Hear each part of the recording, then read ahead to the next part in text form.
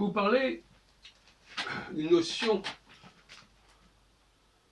un peu nouvelle, il me semble, c'est celle de l'épistémologie projective. Il s'agit de comprendre quel était le projet de l'auteur, tout simplement. Il ne s'agit pas de savoir ce que nous on pense de l'œuvre, mais quel était son projet. Ça vaut sur le plan théologique, quel était le projet de Dieu, mais ça vaut aussi pour un film, par exemple, quel était le projet du cinéaste, qu'est-ce qu'il a voulu faire passer. Et puis, face à cette idée projective, il y a ceux qui pensent que finalement, chacun peut voir ce qu'il veut. C'est une conception d'une épistémologie non projective. Par exemple, voilà, l'humanité existe, bon, c'est pas un projet, c'est comme ça. Elle est comme ça, elle est devenue ce qu'elle était, ou ce qu'elle devait venir, il n'y avait pas de projet initial. Ça, c'est l'autre point de vue. Et puis, il y a aussi, par exemple dans le domaine des langues, ceux qui disent qu'il y a un projet, une langue a un projet, elle a une organisation, ou bien alors elle évolue n'importe comment au gré des circonstances. Entre ces deux camps, les projectivistes et les non-projectivistes, il y a une guerre déclarée, bien comme on a vu, elle n'a pas forcément été signalée explicitement jusqu'à présent. Et je voudrais vous parler ici, notamment au niveau de la critique cinématographique et du film Stromboli, que j'ai vu ce soir à la Cinémathèque Bercy, suivi d'un débat autour de Stéphane Bouquet et d'un des responsables de la Cinémathèque. Et donc nous avons vu le film, et après il y a eu un débat sur le film, qu'est-ce qu'on avait vu dans le film. Et j'ai pris la parole à la fin en disant qu'apparemment il y avait des articulations fondamentales du film qui n'avaient pas été relevées par les gens qui étaient intervenus, par le présentateur, par son interlocuteur et par la salle. À savoir, c'est la séquence de la pêche miraculeuse, la pêche au thon miraculeuse, qui a d'ailleurs beaucoup intéressé la nouvelle vague à la sortie du film. Voilà, au début des années 50. Cahiers du cinéma, etc. Alors je leur ai dit, bah oui, vous voyez bien que cette femme arrive, rejoint son mari lorsqu'ils sont en train de pêcher le thon, qu'ils attendent le thon en fait.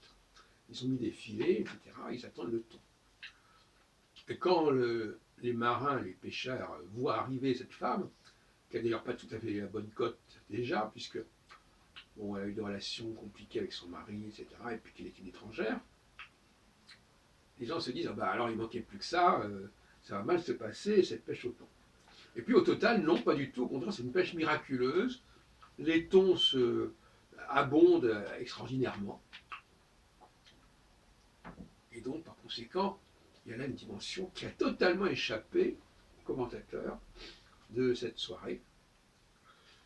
Et j'ai été un petit peu ironique à leur sujet en disant, voilà, écoutez, vous êtes gentils, oui c'est vrai, chacun peut voir ce qu'il veut, mais enfin on a quand même le droit d'essayer de comprendre quelle a été la logique du projet de Rossellini. C'est bien gentil de dire oui, on voit ça, ceci.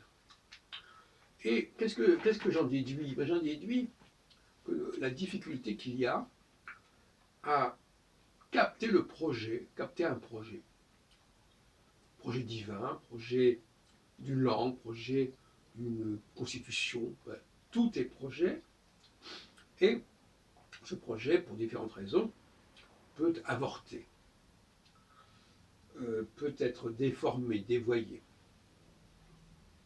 Et donc le projectiviste, c'est quelqu'un qui est là pour restituer le projet et montrer éventuellement en quelle mesure ce projet a été trahi en quelque sorte. Et je constate que le cinéma est un art très exigeant pour le spectateur, à la différence du roman. Parce que dans le roman, finalement, on explique tout ce qu'on fait.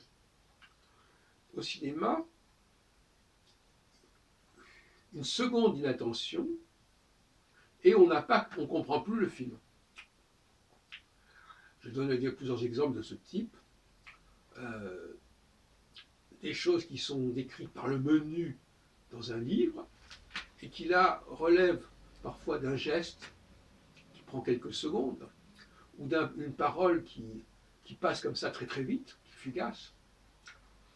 Et par conséquent, le cinéma est un art qui est très exigeant pour le spectateur.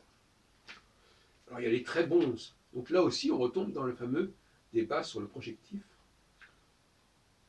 Il y a ceux qui sont capables de restituer l'articulation du film, telle qu'elle a été pensée par l'auteur, et ceux qui se noient, qui ne voient pas du tout ce qu'il a voulu dire et qui plaquent quelque chose qui n'a rien à voir avec le projet lui-même. Alors, dans bien des cas, il suffirait d'interroger l'auteur pour en avoir le cœur net. Mais d'une manière générale, ou l'auteur ou ce qu'il a laissé comme note, je ne sais pas. Mais d'une manière générale, les gens pensent et on peut raconter n'importe quoi, de toute façon l'auteur n'est pas là, on n'en sait rien, etc. Donc une espèce d'impunité, voilà, il y a n'importe quoi. Je ne sais pas si vous êtes d'accord avec cette façon de faire, mais c'est la démarche de ce que j'appelle l'épistémologie projective. Alors face à l'épistémologie projective, il y a ce que j'ai appelé donc l'épistémologie non projective, savoir que on a le droit de voir ce qu'on veut, on a le droit de projeter sur le film et non pas de s'intéresser au projet du film. C'est assez fâcheux.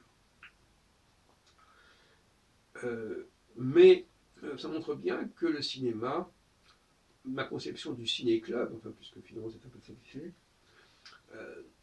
c'est vraiment très éprouvant. C'est très éprouvant parce qu'il y a une vision démagogique qui veut que chacun dise ce qu'il a envie de dire, ce qui lui passe par la tête, voit ce qu'il veut voir. Alors que moi, au contraire, je pense qu'il y a une vérité du film. Je n'ai pas dit que le film était dans le vrai. Une vérité du film, ça veut dire voir ce que le film voulait dire, à tort ou à raison, ce qu'il a voulu dire. Donc on mélange tout. Que le film n'est pas la vérité, c'est un autre problème. Mais il a sa vérité. Et cette vérité, il faut la trouver. Il faut la découvrir. Il faut découvrir ce que j'ai appelé dans mon intervention le fonctionnement du film. Comment le film est censé fonctionner. Maintenant, comme il a pu fonctionner par la suite, par ailleurs, c'est un autre problème. Mais la première chose, c'est de déterminer le fonctionnement du film. Surtout que ce fonctionnement permet justement de comprendre les articulations du film. Donc, manquer le fonctionnement du film, c'est quand même assez fâcheux. Et donc, j'ai protesté en disant que c'était quand même assez lamentable de voir à quel point tout un ensemble de gens, de cinéphiles, parce qu'on est peut-être une centaine dans la salle, plus le présentateur, plus le représentant de la cinémathèque, au bout d'une heure, il n'avait toujours pas mis le doigt sur le fait que cette femme, Karine, avait été son arrivée sur le banc de ton avait été très mal acceptée et que finalement, il s'était passé une sorte de miracle, c'est-à-dire que, fin de compte, ces tons étaient arrivés comme ça. Ils n'arrêtaient pas, et les pêcheurs étaient absolument ravis de voir tout ça se produire. Et par conséquent, cet oiseau de mauvais augure qui portait malchance quelque part, même qu'il y a une tradition qui veut que les femmes ne doivent pas figurer dans ce genre de situation. Vous savez, les pêcheurs ont leur superstition. Et bien là, c'est renversé. Et on passe à une autre dimension, suivie d'ailleurs par l'éruption du volcan, et aussi par cette femme qui est enceinte. Alors ça nous renvoie évidemment à la naissance de Jésus, éventuellement, je sais pas, comme le Golgotha, on le retrouve un petit peu dans le volcan, en éruption. On va dire, à partir du moment où cette pêche miraculeuse se produit, on est complètement dans une autre dimension. Et ça n'a pas été perçu, ça n'a pas été explicité par le présentateur qui avait choisi ce film spécialement. Et je trouve ça quand même un peu vraisemblable. Et léger, très léger.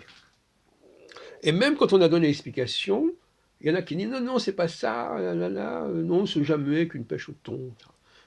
Il y a vraiment, comme on dit, ils ont des yeux, mais ils ne savent pas voir.